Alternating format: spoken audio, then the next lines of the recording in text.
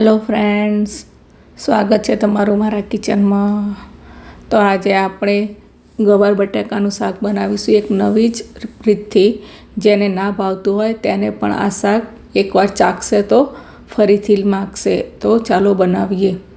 તો અહીંયા મેં 150 ગ્રામ ગવાર લીધો છે અને આપણે મોટા મોટા પીસમાં કટ કરવાનું છે. તમારે એકના 2 ટુકડા કરવા હોય તો એ રીતે પણ લઈ શકો છો. મેં અહીંયા એકના 3 ટુકડા થાય એ રીતે સમાર્યો છે. હવે અહીંયા મેં મીડિયમ નાની સાઈઝના 2 બટાકા લીધા છે. એને પણ આપણે મોટા મોટા પીસમાં જ કટ કરી લેવાના છે. તો હવે એને આપણે સારી રીતે ધોઈ દઈશું.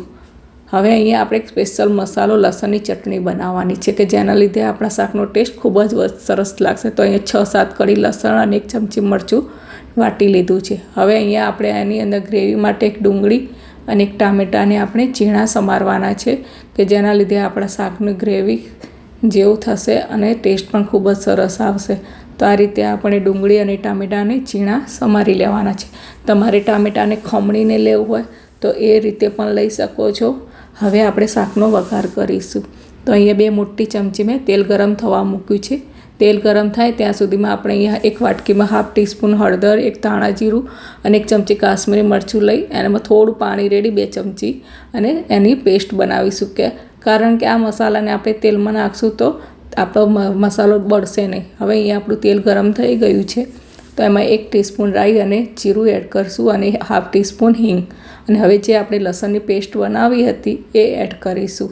લસણ સતળાઈ જાય એટલે જે આપણે ડુંગળી ટામેટાં સમાર્યા હતા એ એડ કરીશું અને એને લગભગ 2 મિનિટ સુધી આપણે સાતળશું કે જેની કચાશ દૂર થઈ જાય.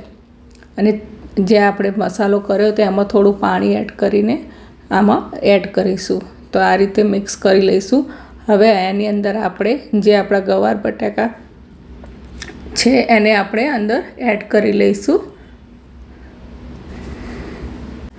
અહીંયા તમારે ગવાર બટાકા બાફીને લેવા હોય તો પણ લઈ શકો છો. હવે અહીંયા આપણે સ્વાદ પ્રમાણે મીઠું એડ કરીશું અને સારી રીતે મિક્સ કરી લઈશું. અને લગભગ અહીંયા બીજું થોડુંક હું અડધા કપ જેટલું પાણી એડ કરીને મિક્સ કરી લઉં છું. અને હવે એને આપણે કુકરનું ઢાંકણું બંધ કરીને લગભગ 4 વિસલ થવા દેવાની છે. તો અહીંયા આપણું શાક 4 વિસલ થઈ ગયા પછી રેડી છે. તો સર્વ કરીશું. તો અહીંયા હું રોટલી સાથે સર્વ કરું છું. તમે આ રીતે ગવાર બટાકાનું શાક બનાવશો તો જેને ના ભાવતું હોય તેને પણ ભાવશે. તો આ રીતે બનાવશો તો ખૂબ જ ટેસ્ટી લાગે છે અને સરસ લાગે છે. તો તમને મારી હવે રેસીપી ગમતી હોય તો લાઇક, શેર અને સબસ્ક્રાઈબ કરજો. બાય.